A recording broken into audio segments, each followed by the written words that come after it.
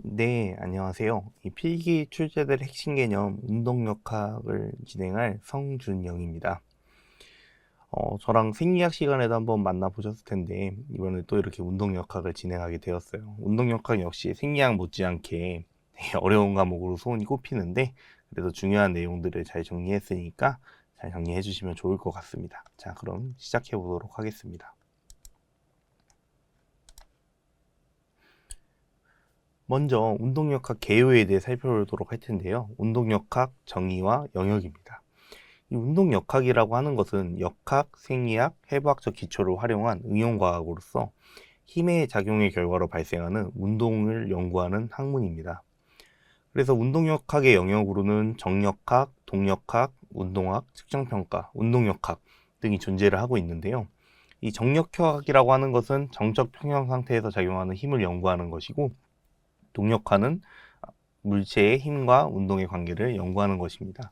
그리고 운동학이라고 하는 것은 위치, 속도, 각도, 각속도 등과 같은 운동 상태를 연구하는 것이고, 측정평가는 인체의 각 관절 등과 관련된 부위를 측정하는 것, 그리고 운동역학은 운동을 유발 또는 변화시키는 힘에 관해서 연구하는 것을 의미합니다.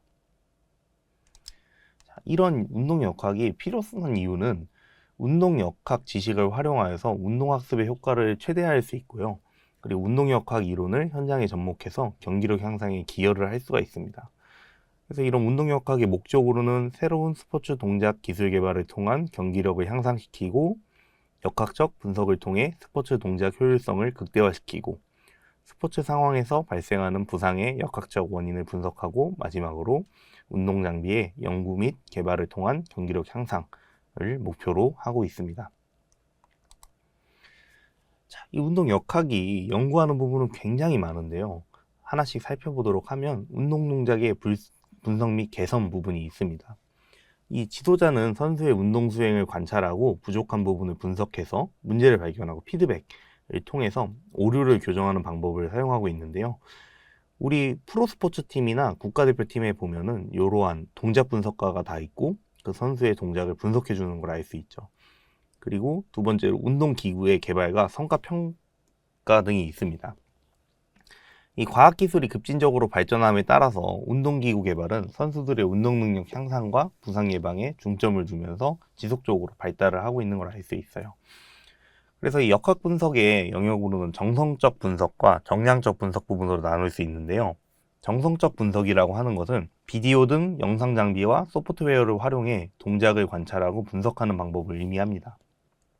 그래서 어느 정도 객관성의 확보가 필요하고요. 영상 장비와 프로그램 발전으로 정성적 분석이 수월하며 현장 적용에 용이하다는 장점을 가지고 있습니다. 그 다음으로 정량적 분석을 살펴보게 되면 객관적 수치 데이터를 바탕으로 동작을 분석하는 방법으로 필요한 분석 방법이지만 자료 처리에 어려움을 많이 겪게 되고 현장에서 즉각적으로 적용이 어렵다는 단점을 가지고 있습니다. 자, 우리 역학에 대해 이해하려면 가장 중요한 것 중에 하나가 바로 이 해부학적 자세에 대해서 이해를 하는 건데요. 이 해부학적 자세라 하는 것은 해부학적 움직임 측정을 위한 기본 자세로 손바닥과 시선은 앞을 향하고 발을 붙이고 똑바로 서 있는 상태를 의미합니다. 이 해부학적 자세에서 움직임 면에 대해서 살펴보게 되면 시상면, 이마면, 가로면 세 가지로 나눠지는데요. 이 시상면은 정중면이라고 불리기도 하고, 이면은 몸을 왼쪽과 오른쪽으로 이등분하게 됩니다.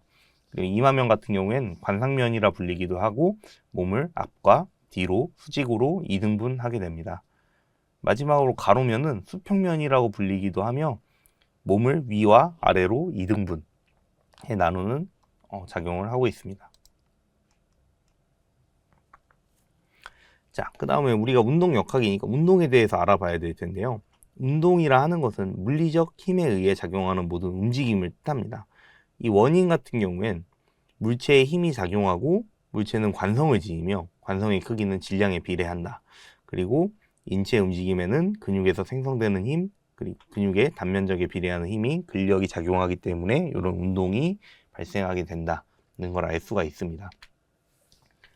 자, 운동의 형태로는 요 병진 운동, 즉 선운동과 회전 운동, 그리고 복합 운동 이렇게 세 가지 운동 형태로 구분할 수가 있는데요.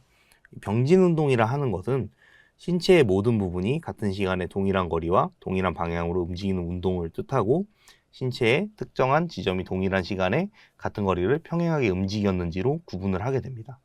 그리고 무게중심이 직선으로 움직이는 직선 운동과 곡선으로 움직이는 곡선 운동, 이렇게 두 가지로 구분을 하게 됩니다. 다음으로 회전 운동 같은 경우엔 고정된 축을 중심으로 같은 시간에 동일한 방향으로 동일한 각의 움직임을 움직이며 회전 운동, 스핀, 스윙, 원 운동 등이 포함되게 됩니다. 이러한 회전 운동들은 모두 관절을 축으로 발생하게 되는 걸 알 수 있습니다. 세 번째로 복합 운동이 있는데요. 이 복합 운동 같은 경우엔 병진 운동과 회전 운동이 동시에 발생하는 것으로, 운동은 각 관절 분절의 회전 운동의 결과를 통해서 발생하게 되는 것을 알 수 있습니다. 자, 세 번째로 인체 역학 부분에서 인체 중심을 알아보도록 할게요. 이 중심이라고 하는 것은 이 지구의 중력에 의해서 인체의 무게중심이 작용하고, 이는 모든 질량이 한 점에 집중된 것으로 간주되게 됩니다. 인체의 유연성과 내부 구조의 변화로 인해 무게중심을 찾기 어려우며, 이는 자세에 따라 변화합니다. 성인 남성의 경우 배꼽보다 약 1인치 위, 여성은 배꼽보다 약간 낮은 지점에 무게중심이 위치하고, 이는 각각 어깨와 엉덩이 쪽 질량 차이로 발생하게 됩니다. 이 남성과 여성 같은 경우에 신체 구조가 조금 다르죠. 여성 같은 경우는 골반이 넓고 남성 같은 경우는 어깨가 넓기 때문에 이 남성과 여성의 무게 중심이 변화가 있다는 걸 알 수 있습니다. 일반적으로는 여성과 동양인의 경우 무게중심이 더 낮고, 유아는 성인보다 무게중심이 더 높습니다. 유아기에는 머리 무게가 더 많이 나가기 때문에 아무래도 무게중심이 조금 더 위에 위치하는 걸 알 수 있습니다. 이 무게중심이 이동하는 경우엔 움직임에 따라서 변화하게 되고, 그 이동거리는 질량의 크기와 움직임의 정도에 따라서 달라지게 됩니다. 자, 이런 무게중심을 안전하게 유지하는 요인이 바로 안정성이라고 하는데요. 이 안정성을 결정하는 요인은 무게중심선이 기저면 밖으로 벗어나면 이제는 불안정하게 되고, 또 무게중심선이 기저면 중간에 가까울수록 안정성을 증가하게 됩니다. 이 무게중심이 기저면 가장자리에 가까워지면 평형이 깨져서 안정성이 감소되게 되고, 이런 기저면이 클수록 안정성이 증가되는 것을 알 수 있습니다. 따라서 안정성을 높이기 위해선 중심이 기저면 밖으로 이동하지 않도록 기저면을 확보하는 것이 매우 중요하다고 할 수 있습니다. 자, 그러면 이 기저면이란 무엇이냐면, 물체가 지면에 접촉하고 있을 때 그 접촉점을 연결시킨 면적으로 넓은 기저면은 아까 말했듯이 안정성 향상에 도움을 주고 있습니다. 그리고 평형이라고 하는 부분이 있는데요. 협응과 조절을 의미하며, 뛰어난 균형 감각은 여러 힘을 적절하게 조절해서 평형 상태를 유지하고 운동을 수행하는 데 도움을 주고 있어요. 이 평형 상태를 깨트리기 어려운 안정성이 높은 운동에서는 이제 운동성 유지가 지속적으로 발생하는 것을 알 수가 있습니다. 그러면 우리가 이 무게중심 말고도 이제 지뢰의 원리가 있는데요. 이 중심점에 관련돼서 1종 지뢰와 2종 지뢰, 3종 지뢰, 이렇게 세 가지 지뢰를 볼 수가 있어요. 그래서 1종 지뢰부터 살펴보면 가위처럼 작용점과 힘점 사이에 받침점이 있는 지뢰를 이제 1종 지뢰라고 부릅니다. 예를 들어서 시소, 손톱깎이 등의 1종 지뢰로 분류가 되고 있어요. 그리고 2종 지뢰 같은 경우엔 종이절단기와 같이 받침점과 힘점 사이의 작용점, 이 위치하는 지뢰를 이제 2종 지뢰라고 부르고 있습니다. 우리가 뒤꿈치 들기, 팔굽혀펴기 등의 작용을 할 때 이런 2종 지뢰 원리에 의해서 동작이 수행되고 있는 거예요. 그리고 마지막으로 3종 지뢰는 핀셋처럼 힘점이 작용점과 받침점 사이에 있고 가운데에서 힘이 적용되는 유형의 지뢰를 3종 지뢰로 부르고 있습니다.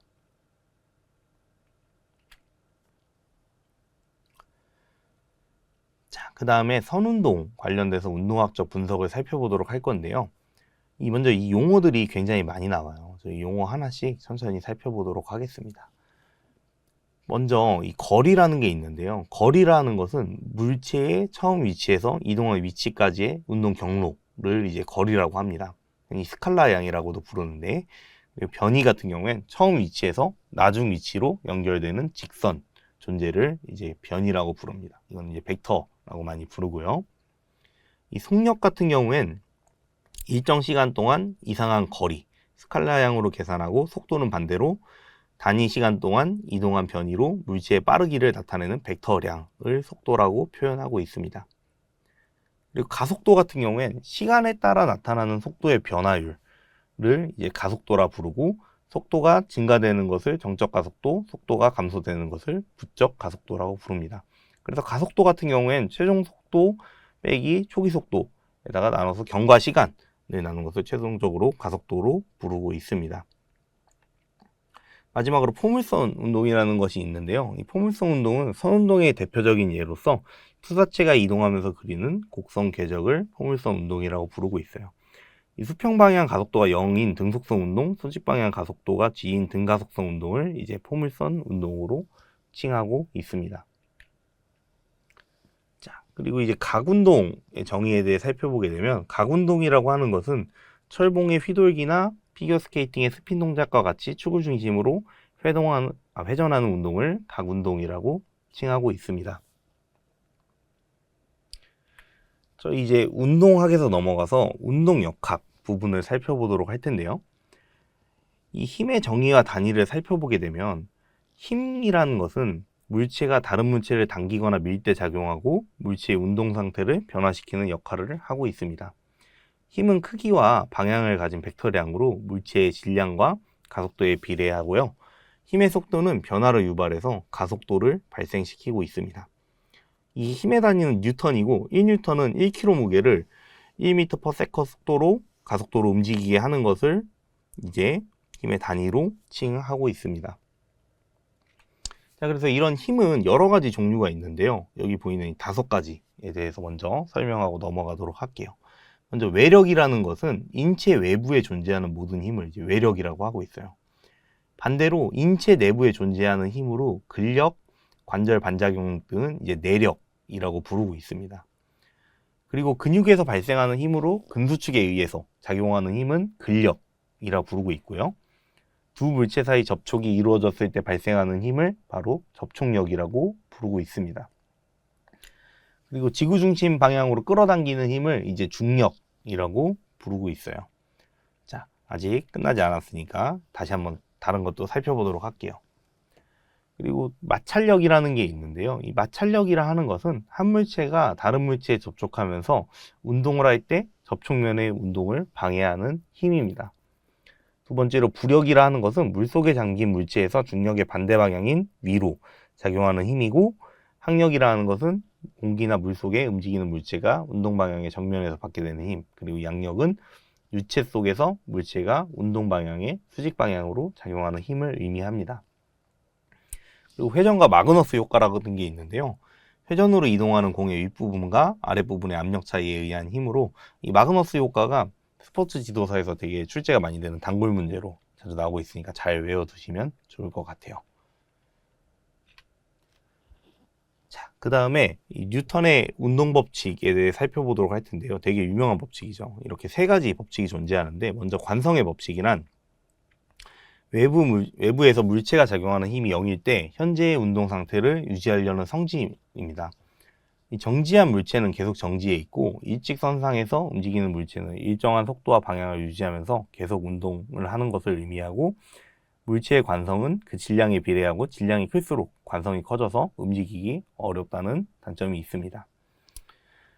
그리고 가속도의 법칙은 물체는 외부에서 힘을 받으면 그 힘의 방향으로 가속되며, 가속도의 크기는 가해진 힘에 비례하고 물체의 질량에 반비례한다. F는 ma. 이거 굉장히 유명한 얘기죠. 아무래도 이 뉴턴의 운동 법칙 중에 이 법칙이 가장 좀 실생활에서 많이 적용되고 좀 유명한 법칙인 것 같아요. 그리고 3법칙으로는 작용과 반작용의 법칙이 있는데요. 한 물체가 다른 물체에 힘을 가할 때 항상 크기가 같고 방향이 반대인 반작용의 힘이 동시에 작용하는 것. 그래서 걷기, 달리기, 뛰기와 같은 인체의 기본적인 움직임은 지면에 가한 힘에 대한 반작용으로 이루어진다 라는 거. 자, 그 다음에 선운동과 충격량에 대해 알아보도록 할 텐데요. 이 선운동량이라 하는 것은 물체의 질량과 그 물체의 속도의 곱으로 정의합니다. 그래서 질량이 크거나 속도가 빠를수록 더 큰 운동량을 얻고, 이 선운동량 공식은 이제 질량 곱하기 속도로 운동량을 계산할 수가 있어요. 선운동량 단위로는 뉴턴 또는 세컨, 킬로그램 등의 단위로 이제 정의를 할 수가 있습니다. 충격량이라 하는 것은 힘의 크기뿐만이 아니라 그 힘이 작용하는 시간에 의해서 결정되는 것을 알 수 있어요. 그래서 큰 힘이 오랜 기간 작용하면 충격량이 커지고 작은 힘이 짧은 시간 동안 작용하면 충격량은 감소하게 됩니다. 이 충격량 같은 경우엔 벡터량이고 힘의 방향과 동일하게 작용을 하게 돼요. 그래서 충격량 공식 같은 경우엔 힘과 작용시간, 그리고 충격량 운동량 빼기 충돌 전 운동량으로 운동량 변화량과 충격량을 계산할 수가 있습니다. 자, 그 다음 토크라는 개념이 나오는데요. 이 운동역학에서 운동 분석을 하다 보면 토크라는 개념이 굉장히 많이 나와요. 그래서 이 토크는 뭐를 의미하냐면 물체를 회전시켜 가운동량을 발생시키는 힘의 효과를 토크라고 합니다. 그래서 힘의 모멘트 또는 회전량이라고 정의를 하고 있어요. 그리고 또 이게 굉장히 자주 나오는 단골 문제 중에 하나인데요. 이 관성 모멘트라는 것이 있어요. 이 관성 모멘트는 물체가 회전 운동의 변화에 저항하는 특성을 나타내고 있고, 물체의 질량뿐만 아니라 그 질량이 회전축을 중심으로 어떻게 분포되어 있는지에 따라 결정되고 있습니다.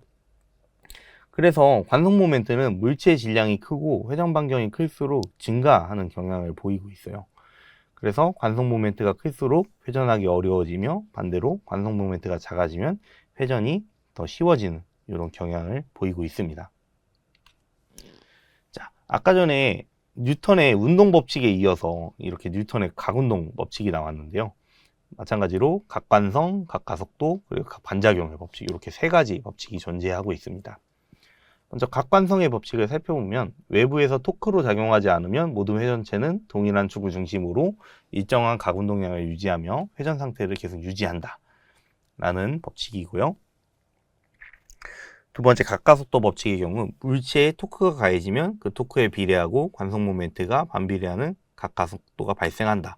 이 각가속도에 가해진 토크는 방향이 같다 라는 것을 의미합니다. 마지막으로 각반작용의 법칙을 살펴보면 어떤 물체에 토크를 가하면 그 물체에는 크기가 같고 방향이 반대인 반작용 토크가 발생한다 라는 것을 알 수가 있습니다.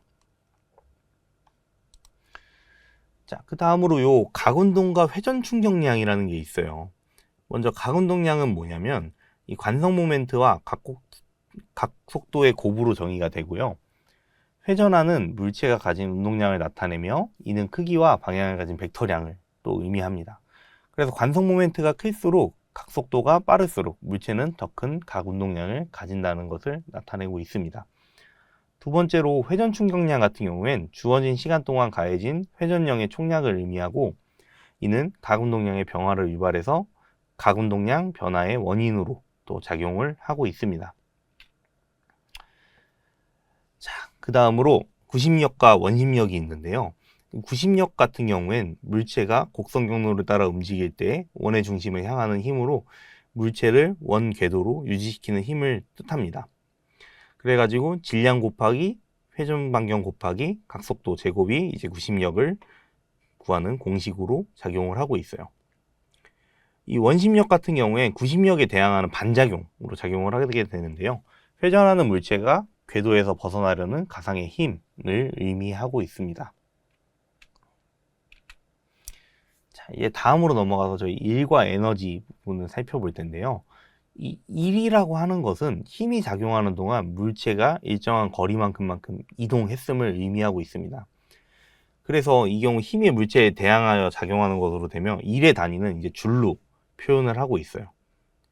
그래서 아래와 같이 일 공식을 계산할 수 있고, 일줄 같은 경우에 1노트의 힘으로 물체를 1m 이동시킨 것을 나타내고 있습니다.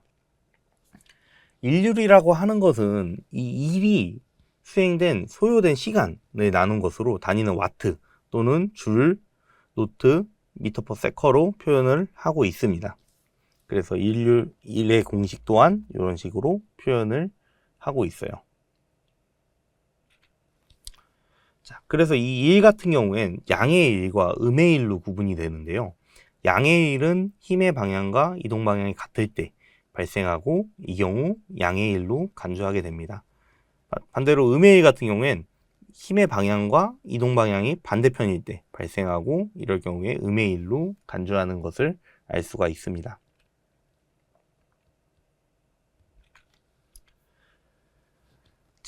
이 에너지에 대해서는 운동 생리학 부분에서도 나왔던 부분인데, 이 운동 생리학에서 생각하는 에너지의 개념과 역학에서 생각하는 에너지의 개념이 약간의 차이가 있습니다. 이 운동 생리학에서 나오는 에너지는 인체에서 활용되는 에너지, 뭐 탄수화물, 지방, 단백질 등이 어떠한 대사 과정을 거쳐서 에너지로 변환이 되는지에 대한 에너지라면, 운동 역학에서는 단순히 사람이 하는 운동뿐만이 아니라 여기 보이는 것처럼 운동, 위치, 탄성 에너지 등의 에너지를 다 총괄하고 있어요.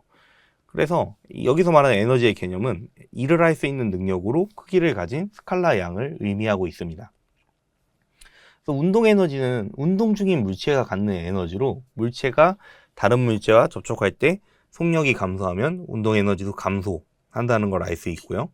이 위치 에너지 같은 경우엔 물체의 위치나 모양에 의해 생기는 에너지로, 중력에 의한 이 위치 에너지는 물체가 지면으로부터 떨어져 있는 높이에 따라서 결정이 되게 됩니다.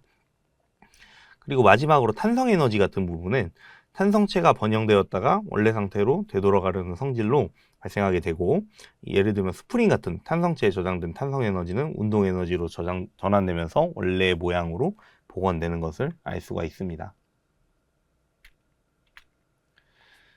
마지막으로 다양한 운동기술 분석 부분인데요. 이 운동기술을 분석하기 위해서는 가장 먼저 해야 되는 게 동작 분석입니다. 그래서 그 개념을 살펴보게 되면, 다양한 기구를 활용해서 동작을 측정하거나 계산하여 얻은 데이터를 바탕으로 행동을 분석하는 방법을 말하고 있어요.